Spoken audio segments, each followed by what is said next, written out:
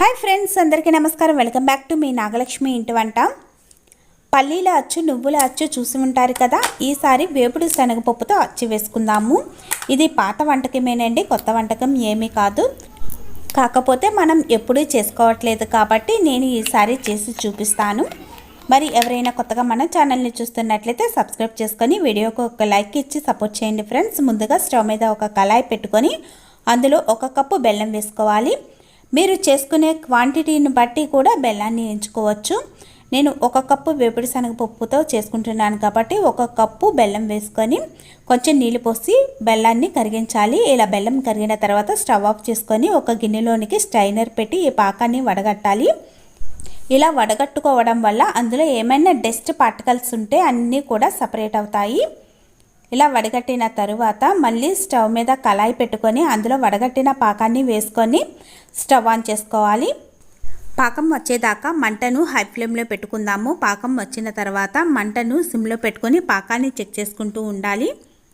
తర్వాత ప్లేట్లకి కొంచెం నెయ్యి అప్లై చేసి పక్కన పెట్టుకోవాలి. ఇలా పాకం దగ్గరికి వస్తున్నప్పుడు మంటను సిమ్లో పెట్టుకొని పాకాన్ని చెక్ చేసుకుంటూ ఉండాలి. ఒక బౌల్లోకి నీళ్ళు పోసుకొని కొంచెం పాకాన్ని అందులో వేసుకోవాలి.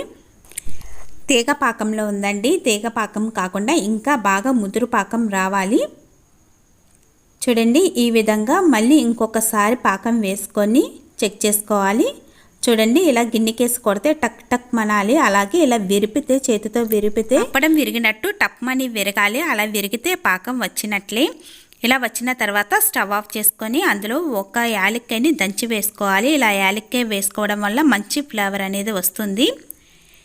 అందులోనే కొంచెం బేకింగ్ పౌడర్ కూడా వేసుకోవాలి. బేకింగ్ పౌడర్ వేసుకోవడం వల్ల అచ్చు అనేది గుల్లగా క్రిస్పీగా వస్తుంది. బేకింగ్ పౌడర్ కూడా వేసుకొని గరిటెతో బాగా కలుపుకున్న తర్వాత 1 కప్పు వేపుడు శనగపప్పు వేసుకోవాలి. ఏ కప్పుతో అయితే బెల్లం వేసుకున్నామో అదే కప్పుతో 1 కప్పు వేపుడు శనగపప్పు వేసుకోవాలి. ఈ వేపుడు శనగపప్పునే ఉట్నాల పప్పు అని కూడా అంటారు.